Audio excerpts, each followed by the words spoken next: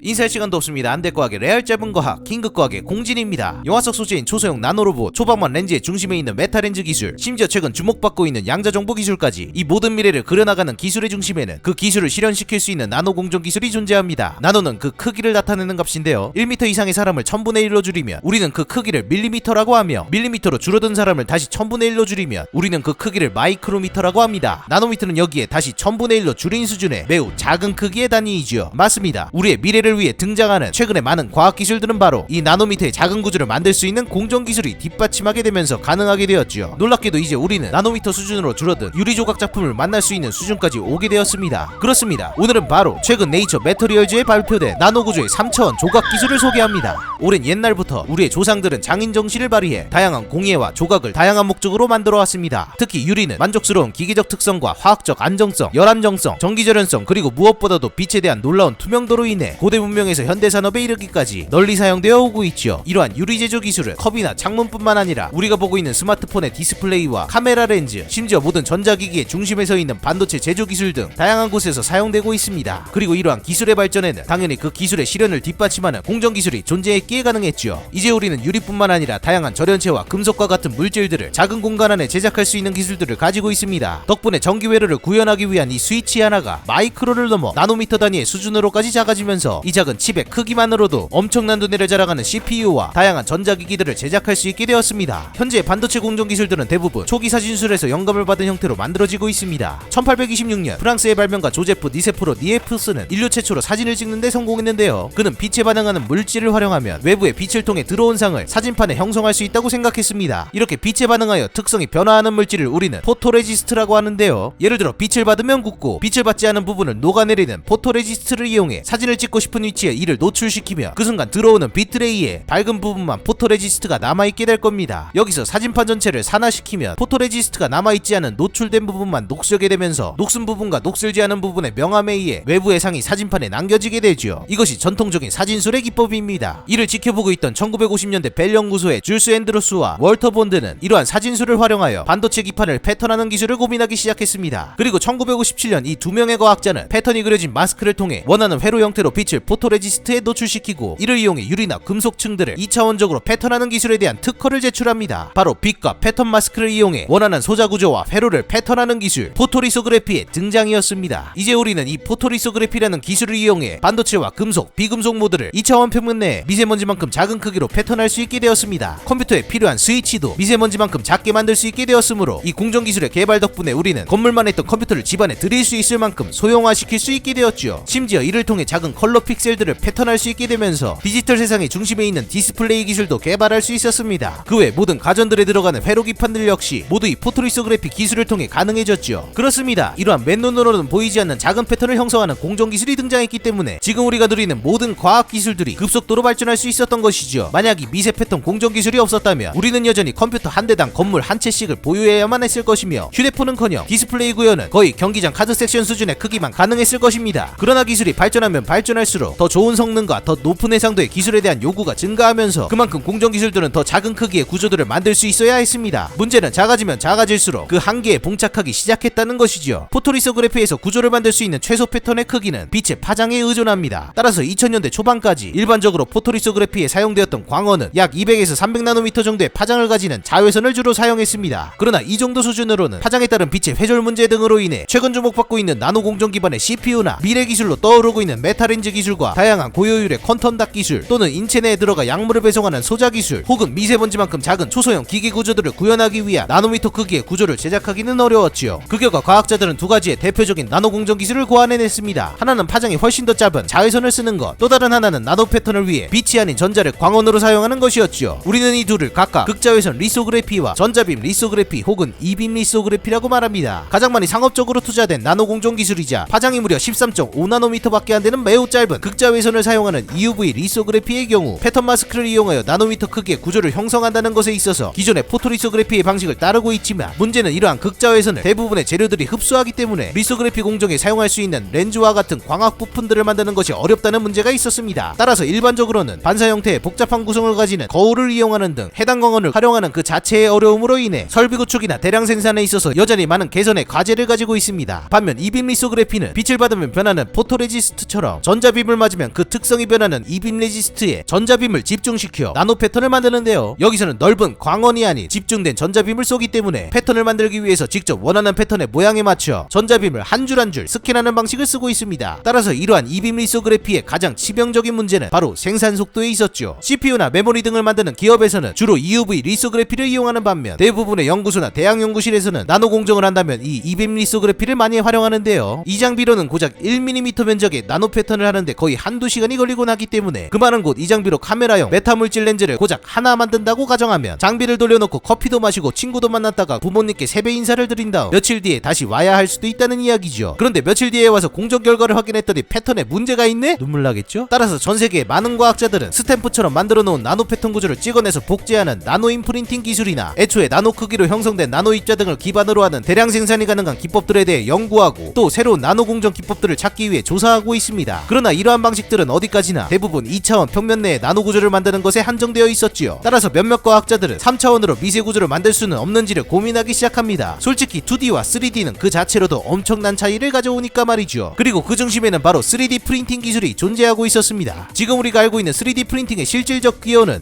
1986년으로 거슬러 올라가 미국의 발명가 척 허레트커에서 찾아볼 수 있습니다. 1986년에 호돌이도 태어나지 않았다는 것을 생각해보면 3D 프린팅 기술은 의외로 오랜 역사를 가지고 있죠. 그리고 그의 3D 프린터 기술은 디지털 파일을 통해 물리적 구조를 인쇄하는 최초의 장치였습니다. 3D 프린팅 기술은 플라스틱이나 금속 등의 재료를 층층이 쌓아 3차원의 구조물을 제작하는 기술로 우리는 이러한 방식을 적층 제조 방식이라고 일컬으며 1990년대 이후로 3D 프린팅 기업이 하나둘 등장하기 시작하면서 최근에는 테슬라에서도 이 3차원 프린팅 기술 확보와 이를 통한 차량 제작을 시도하는 한편 로켓과 같은 우주 개발에서도 3D 프린터를 적용하기도 하는 등 현존하는 매우 핫한 기술 중 하나로 자리 잡았습니다. 그리고 그 과정에서 일부 과학자들은 이러한 3차원 프린팅 기술을 이용해 더 작은 구조를 만드는 연구를 진행하고 있었지요. 플라스틱뿐만 아니라 금속이나 유리까지도 말입니다. 2017년 네이처에서는 이러한 3차원 프린팅 기법을 활용하여 매우 투명한 유리 조각을 만드는 논문이 발표되었습니다. 이 논문을 발표한 KIT의 연구진들은 40나노미터 크기의 유리 나노 입자가 혼합된 용액을 만들었습니다. 이 용액은 자외선의 빛을 받으면 해당 영역의 나노 입자들이 결합되면서 경화된 유리 구조를 형성합니다. 연구진들은 이 용액을 3D 프린터에 적용하여 매우 작은 크기를 가지면서 3차원의 그것도 매우 투명한 유리 조각을 만드는 것에 성공했습니다. 그들은 1cm 크기에 들어갈 만큼 작은 프레첼과 학교 로고도 유리 조각으로 만드는 데 성공했죠. 심지어 코딱지보다 작은 성도 만들었습니다. 그러나 여전히 조각의 최소 크기는 아무리 작아봐야 나노 크기가 될 수 없었습니다. 나노 기술을 개발하기 위해서는 아직은 여전히 큰 사이즈였죠. 그럼 나노미터의 해상도를 가지는 3차원 구조체를 만드는 것은 불가능하거나 혹은 아주 먼 미래에나 가능한 일일까요? 사실 2001년 네이처에는 다른 방법을 이용해 나노미터 해상도로 3차원 프린팅을 하는 아주 흥미로운 논문이 발표되었습니다. 먼저 빛의 간단한 에너지 공식을 살펴보면 비달갱이 하나, 즉 광자 하나의 파장은 해당 광자가 가지는 에너지와 반비례하는데요. 따라서 780나노미터의 파장을 갖는 적외선은 390나노미터 파장의 자외선보다 2배 더 낮은 에너지를 갖고 있죠. 그런데 이때 자외선 빛에 의해서만 경화되는 특수물질의 특정 영역에 짧은 펄스의 적외선 레이저를 집속시키면 흥미롭게도 집속된 초점 영역에서 적외선 레이저의 광자 2개가 물질 내에 동시에 흡수가 되면서 마치 해당 영역의 물질이 자외선과 동일한 에너지를 받는 것처럼 행동하며 경화되는 특이한 현상이 생깁니다. 우리는 이를 이광자 폴리머화 현상 혹은 2pp 현상이라고 말하죠. 이러한 현상은 초점 영역의 2개의 광자가 동시에 물질에 흡수되었을 때 생기기 때문에 빛의 회절한계에 의해 더 이상 작은 패턴들을 만들지 못했던 기존의 포토리소그래피와는 달리 2pp 방법의 경우 레이저 빛의 파장이 가지는 회절한계보다 초점 영역의 강도를 조정하여 최소 패턴의 크기를 결정할 수 있습니다. 그리하여 연구진들은 이를 이용해 무려 150나노미터의 최소 패턴 해상도를 갖는 3차원 프린팅 기법을 개발하여 고작 10마이크로미터 길이를 가지고 있음에도 엄청나게 디테일한 형태를 표현하는 마이크로 황소라는 작품에 플라스틱 조각을 선보였습니다. 이 황소가 얼마나 작은지 표현하자면 그 크기는 무려 적혈구 하나의 크기와 같습니다. 따라서 이 황소 조각은 원한다면 우리 혈관 속에서 헤엄칠 수 있을 정도로 작죠. 이 논문의 발표 이후 많은 연구진들이 2pp 방식의 3차원 미세조각 공정 기술에 관심을 갖기 시작했습니다. 그러나 문제는 이러한 방법에 의해 굳는 플라스틱은 구현하기 쉬웠던 반면 여전히 실용적인 응용에 필요한 유리나 금속을 이러한 방법으로 조각하는 것은 어려웠죠. 만약 유리와 금속이 우리가 원하는 형태의 3차원 나노 구조로 조각될 수 있다면 이는 현재 우리가 상상하는 것을 뛰어넘는 새로운 기술들을 개발할 수 있을 텐데 말입니다. 그렇게 20년의 세월이 지난 2021년 11월 똑같은 생각을 하고 있었던 텍사스 휴스턴의 쌀 대학, 즉 라이스 대학의 연구진들이 비로소 네이처의 그 한계를 뛰어넘은 유리 조각의 3차원 나노 프린팅 기술을 발표합니다. 그들은 앞서 소개된 두 개의 기법을 적절히 잘 활용하고 개선했습니다. 바로 빛의 반응에 굳는 물질로 나노미터 크기의 유리 나노 입자가 섞인 잉크를 만들고 2pp 방식을 이용해 빛의 파장이 가지는 회절한계보다 훨씬 작은 나노미터의 크기로 3차원의 물질을 형성하는 것이었죠. 그들은 이 방법을 이용해 세상에서 가장 작은 유리 건축물을 만드는 데 성공했습니다. 이 복잡하게 조각된 개발된 기둥 구조는 그 크기가 고작 머리카락의 두께보다 7배나 더 얇은 10마이크로미터의 크기를 가지고 있습니다. 그리고 이를 구성하는 지지대의 폭은 고작 500나노미터밖에 안 되죠. 아마도 이것은 제가 아는 한 현존하는 세상에서 가장 작은 유리 건축물이 될 것입니다. 자, 이제 나노미터의 해상도로 조각을 할 수 있는 3차원 유리 공정 기술이 개발되었습니다. 연구진들은 이것이 정말 우리가 원하는 나노 구조 기반의 다양한 기술들을 구현할 수 있는지도 궁금했습니다. 그리하여 그들은 매우 높은 순도의 색을 표현할 수 있는 발광 소자를 만드는데 이 나노 공정 기술을 활용할 수 있다는 것을 성공적으로 보여주었죠. 이제 우리는 이 기술을 이용해 기존의 대표적인 나노 공정 기술인 EUV 기반의 포토리소그래피 기술이나 이빔 리소그래피 기술의 한계인 2차원 나노 패턴 공정을 뛰어넘어 3차원의 나노 구조를 만들 수 있는 공정 기술을 확보하게 되었습니다. 그리고 더 나아가 그동안 소개되어 왔던 나노 구조 기반의 초박만 메타 렌즈를 제작하거나 혹은 기계적으로 움직일 수 있는 나노부 또는 고해상도의 VR 및 AR 기술 등을 만들 수 있는 기술을 확보했을 뿐만 아니라 기존에는 상상조차 하기 힘들었던 3차원 나노 구조 기반의 또 다른 미래 기술들을 개발할 수 있게 되었습니다. 어쩌면 누군가 3차원 나노 구조의 공정 기술을 이용해 지금의 우리에게는 생각조차 불가능했던 놀라운 기술들을 소개하게 될지도 모르지요. 물론 이러한 나노 공정들은 여전히 이 논문을 발표한 지금까지도 정교한 장비 설계와 극도로 느린 제작 시간 등에 따른 한계를 극복하지 못하고 있습니다. 그러나 계속해서 새로운 시도들이 진행되고 있는 지금, 심지어 3차원으로 나노 구조를 제작하는 것까지 성공한 이 시점에서 누군가 현재의 또 다른 한계들을 극복하여 훨씬 더 빠른 속도로 나노 구조들을 제작하는 기술을 개발하는 날이 올 것이라 믿어 의심치 않습니다. 물론 그러한 대량 생산이 가능하면서 비용 효율적인 나노 공정 기술을 개발하는 과학자 혹은 공학자가 가까운 미래에 정말 등장한다면 그 주인공은 노벨상 정도는 부럽지 않은 엄청난 돈을 거머쥐게 될지도 모르지요. 그리고 그게 기왕이면 저였으면 좋겠네요. 오랜 옛날 장인들의 정신으로 만들어온 손에 잡히는 크기의 조각들을 넘어 마이크로 크기의 황소와 나노미터 크기의 기둥을 가진 유리 건축물을 만드는 기술까지 가능해진 현재, 우리의 미래에는 이러한 기술들을 활용해 더 많은 것들을 누릴 수 있는 세상을 기대하면서 지금까지 나노미터보다 더 디테일한 가장 핫한 과학, 긴급과학의 공진이었습니다.